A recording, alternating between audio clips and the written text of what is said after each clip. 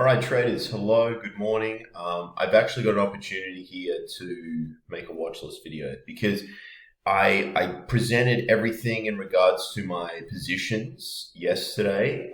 I don't have any open FX positions. Like I've mentioned, I've got some ETFs right now, and I've also got some shares as well. Well, I mean, personally, yeah, FMG. So, guys, what I'll do here is I'll just discuss some key points in regards to what I'm looking at and what needs to sort of happen for me to contemplate. I guess, going long against the US dollar again, but we'll see.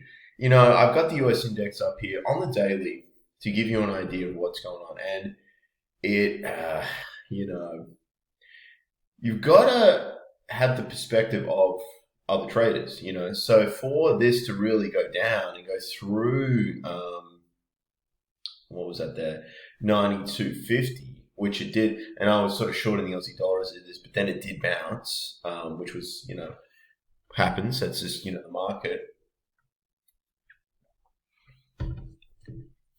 You've got to sort of, it's typically going to have to be probably a catalyst. I mean, what I probably will, just looking at this chart, what I probably will look at doing is seeing how it reacts at 93.47 and then pairing it up with, the pound or the euro or the Aussie and sort of going from there in regards to a trade idea. So that's what I'll be looking for with the index. Now it did close over that there is 93.10. Let's go to the 4 hours to see how it traded on. Yes, as you can see, and that's 46.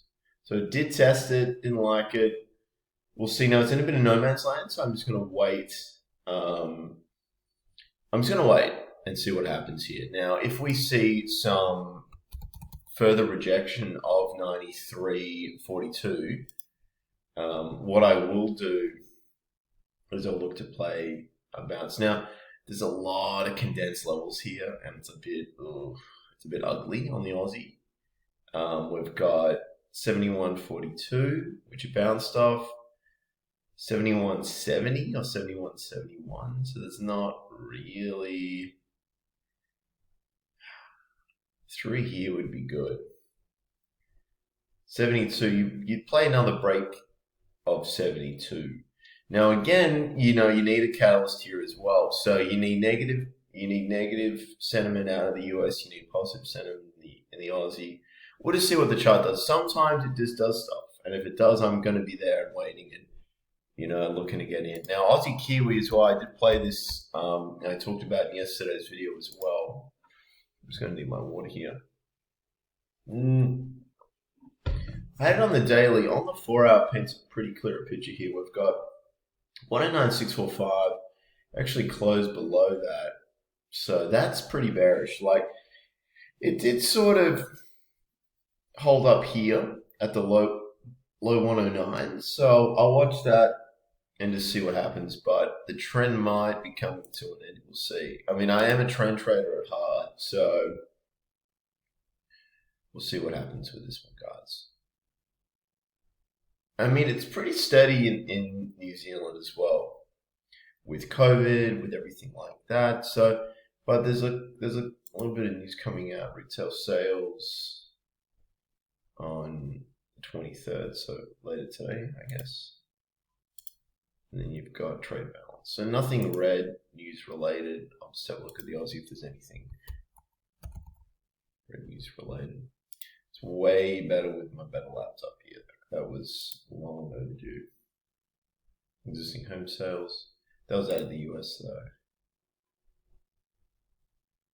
Okay.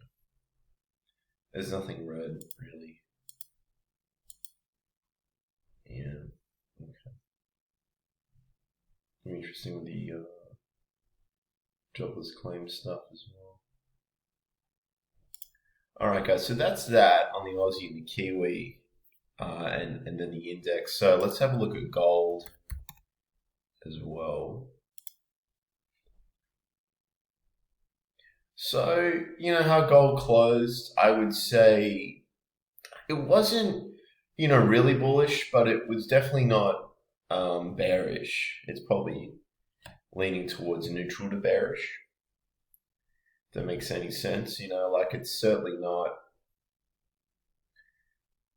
It's a bit messy as well though. So we'll see with gold. It's definitely still holding up. I had it sell off and it really found some buying interest and it's pushed higher, it's pulled back, it's sort of thinking about bouncing.